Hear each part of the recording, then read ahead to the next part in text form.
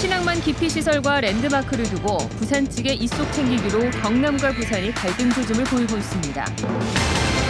오늘 창원의 한 정수장에 멧돼지가 들어왔다가 사살됐습니다. 가뭄에 물을 찾아온 것으로 추정됩니다. 김해 지역 경찰이 10대로 추정되는 피의자 사진을 SNS에 올려 인권을 침해했다는 지적을 받는 등 부적절한 행동으로 물의를 빚고 있습니다.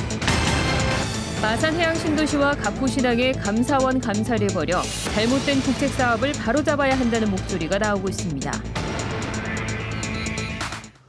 여러분 안녕하십니까? 경남 소식 전해드립니다. 부산에서 환경오염이 우려되는 예부선 계류장을 진해로 이전을 추진해서 경남의 반발이 크다는 소식 전해드렸는데요. 기피시설은 경남으로 보내려고 하면서 신항 랜드마크는 부산에 유치하려 해 논란이 일고 있습니다. 오종우 기자가 보도합니다. 신항 서 컨테이너 부두 건설 현장. 섬이었던 진해 연도는 이제 육지와 연결돼 매립공사가 한창입니다. 해수부는 신항의 중심부에 있는 연도에 신항 랜드마크를 계획했습니다. 70m 높이의 전망타워와 홍보관, 모노레일과 연수원 등이 조성될 계획이었습니다. 하지만 부산 정치권에서 가덕도로 유치하려 해 사업 추진이 늦어지고 있습니다. 진해 주민들은 부산이 바지선 계류장 같은 애물단지는 경남에 내보내려 하면서 랜드마크는 욕심을 낸다며 반발하고 있습니다. 가덕도는 실질적으로 랜드마크가 설 수 있는 어떤 그런 입지 여건이 안 됩니다. 신항에서 조금 벗어나서 바다 중간에 또 위치해 있고 우리가 볼 때는 모든 요건을 갖췄다 보거든요. 선박 유류 공급을 위한 중계기지 위치도 논란입니다. 당초 3차 항만 기본 계획엔 부산 가덕도에 위치했는데 수정 계획에선 빠져 경남으로 오진 않을까 우려가 제기되고 있습니다. 그 입지는 수정 계획에서는 확정짓지는 못했고요. 지금 어디가 좋을지 아직 좀 검토를 새로 다시 진행을 하고 있는 그런 단계입니다. 기피 시설은 외면하고 랜드마크는 유치하려는 부산 측의 입속 챙기기로 경남과 부산이 갈등 조짐을 보이고 있습니다. KBS 뉴스 오종우입니다. 보통 먹이를 찾아 발작을 피해를 일으키는 멧돼지가 오늘 창원의 한 정수장에 들어왔다가 사살됐습니다. 전문가들은 멧돼지도 가뭄에 물을 찾으려다 정수장까지 온 것으로 보고 있습니다. 보도에 박상현 기자입니다. 어젯밤 멧돼지 한 마리가 정수장에 들어옵니다. 아침까지 정수장에서 시간을 보낸 멧돼지는 출근한 직원들 눈에 띄었습니다. 놀란 직원들은 문을 닫고 멧돼지 잡이에 들어갔습니다. 혹시 주민들한테 피해가 있을까 싶어서 못 나가고 여기서 잡자고 문을 닫았던 거고. 멧돼지는 신고를 받고 출동한 유해조수 구조단의 총을 맞고 사살됐습니다. 뛰어내려가지고 안에 물 안에서 오타리 가다 해산는 거로 갔다가 내가 앞에 여기서 포획을 한 거야. 보통 먹이를 찾아 밭이 있는 곳에 나타나는 멧돼지가 정수장에 나타난 건 이례적인 일. 전문가들은 멧돼지가 가뭄에 물웅덩이를 찾으려다 정수장까지 들어온 것으로 보고 있습니다. 실제로 마지막에 포획된 장소도 빗물 재활용 시설로 만들어진 인공 호수였습니다.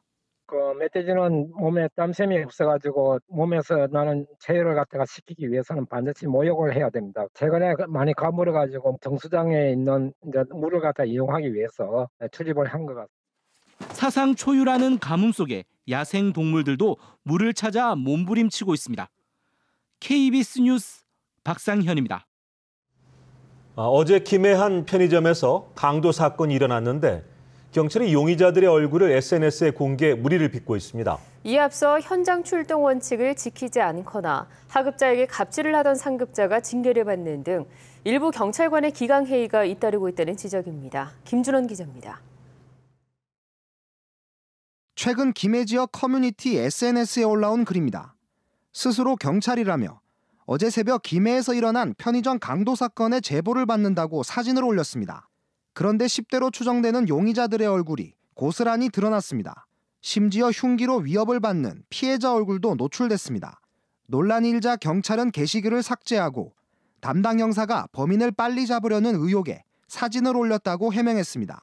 법적 절차를 제대로 지키지 않았다는 비판이 제기되고 있습니다. 피해자 인권을 보호하기 위해서입니다. 성년자인 경우나 혹은 범죄 피해가 잔인하지 않은 경우에는 그 공개를 좀 제한하고 있는 측면이 있습니다. 앞서 지난달에는 야산에 차량이 나흘째 방치됐다는 신고를 받은 지구대 경찰들이 차적 조회만 하고 신고를 종료했습니다. 다음 날 뒤늦게 출동한 경찰은 바로 이곳에서 차량 안에서 스스로 목숨을 끊은 것으로 추정되는 한 남성을 발견했습니다.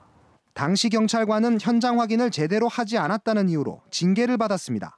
또 김해의 한 파출소장이 하급자들에게 사적인 일을 시키고 업무와 관련해 폭언을 했다가 문책성 인사를 당하는 등 기강회의가 논란이 되고 있습니다.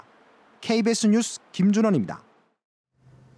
항만 물동량 예측을 부풀려 만든 가포신항과 그 부산물인 마산해양신도시는 엉터리 국책사업의 대표 사례로 꼽힙니다. 이 때문에 감사원 감사를 시작으로 잘못된 국책사업을 바로잡아야 한다는 목소리가 나옵니다. 김현수 기자입니다. 지난 2010년 해양수산부가 예측한 10년 뒤 마산항의 컨테이너 물동량은 53만여 TEU. 기존 마산항으로는 물동량 처리가 어렵다고 보고 국비와 민자투자금 3천억 원을 들여 지난 2015년 가포 신항이 조성됐습니다. 하지만 지난해 마산항 컨테이너 물동량은 16,000여 TEU. 물동량이 수십 배 부풀려졌고 잘못된 자료를 바탕으로 가포 신항이 건설된 것으로 드러났습니다. 성망 통급 이상의 대형 성막이 들어가기 위해서 12.5m의 항구를 가야 되는 거예요. 이 준설도를 결국 어디 정한 거예요? 가포 신항 건설에 따른 준설도 폐기용으로 마산 앞바다에 조성된 것이 해양 신도시인 인공섬. 엉터리 국책 사업으로 마산 해양 신도시가 만들어지는 과정에서 해양수산부의 책임이 있다는 겁니다. 가포 신항의 문제를 재평가하면 문제가 거기서 만약에 도출이 되면 거기서 나온 해양 신도시이기 때문에 거기에 대해서 국가가 좀 일정한 만큼 역할을 해줄 것이다 이렇게 기대하고 있습니다. 환경단체는 새 정부가 들어선 만큼 해수부가 감사원에 감사를 청구하고 감사를 통해 가포 신항과 마산 해양신도시 조성에 책임을 가려야 한다는 입장을 조만간 밝힐 예정입니다. KBS 뉴스 김현수입니다. 한려해상 국립공원은 희귀 철새들의 보금자리로 유명한데요. 멸종위기 동물 2급인 검은머리 물대새가 번식을 위해서 남해안 무인도를 찾은 모습이 KBS 카메라에 포착됐습니다. 최세진 기자입니다. 해안가에 한 무리의 새들이 떼지어 모여 있습니다. 긴 주황색 부리, 연미복을 입은 듯한 검은 깃털이 선명합니다. 멸종위기동물 2급이자 천연기념물 326호 검은머리 물대새입니다. 남해의 무인도 아두섬, 이곳에서도 검은머리 물대새가 관찰됩니다. 배가 가까이 다가가자 어미새가 소리를 내며 날아오릅니다. 천적의 시선을 돌려 둥지와 새끼를 보호하는 행동입니다. 번식기를 맞아 남해 무인도에서 알을 낳고 새끼를 키우고 있습니다. 동해나 서해보다는 물이 깨끗하고 다른 먹이 자원도 많이 있는 부분이 있습니다. 우리나라의 멸종위기 종의 서식지로서 최고의 검은머리 물대새는 주로 서해 강화도 등지에서 발견되는 철새지만 남해안 환경에 적응해 텃새화되고 있습니다. 도감이나 이런 데 보면은 그 철새로 되어가 있는데 남해 강림안에서는 거의 텃새화가 되었습니다. 남해안에서는 최근 검은머리 물대새와 저어새, 팔색조 등 여러 멸종위기종 새가 잇따라 관찰되고 있습니다. KBS 뉴스 최세진입니다.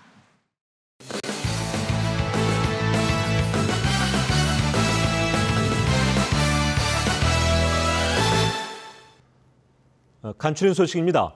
경남도 보건환경연구원은 도내 28개 해수욕장의 수질과 백사장 모래에 대한 오염들을 시군과 합동 조사한 결과 모두 환경관리 기준에 적합한 판정을 받았다고 밝혔습니다. 해수욕장 수질은 장구균과 대장균 2개 항목을, 백사장 모래는 납과 카드뮴, 육가크롬, 수은과 비소 등 중금속 5개 항목을 검사했다고 설명했습니다.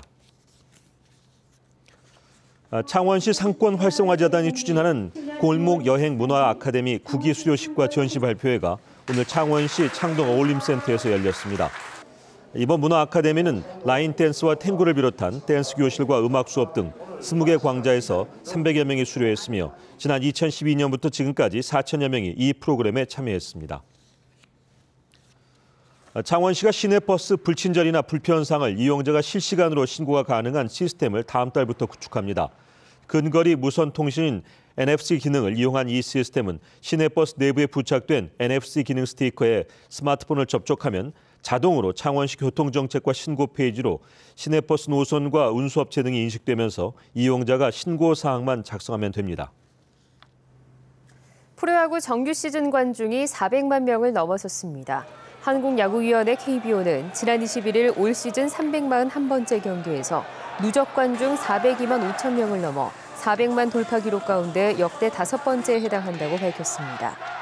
지난해 대비 관중이 감소한 구단은 삼성이 33%로 가장 많이 줄었고 이어서 NC와 넥센 순서였습니다. 경상남도의 올해 첫 추가 경정 예산안 7조 4,503억 원이 원안대로 도의회 예결위원회를 통과했습니다.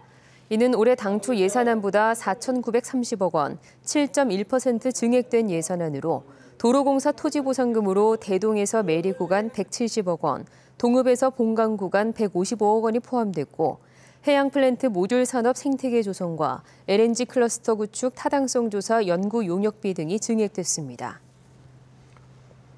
지금까지 경남 소식이었습니다. 시청해주신 여러분 고맙습니다.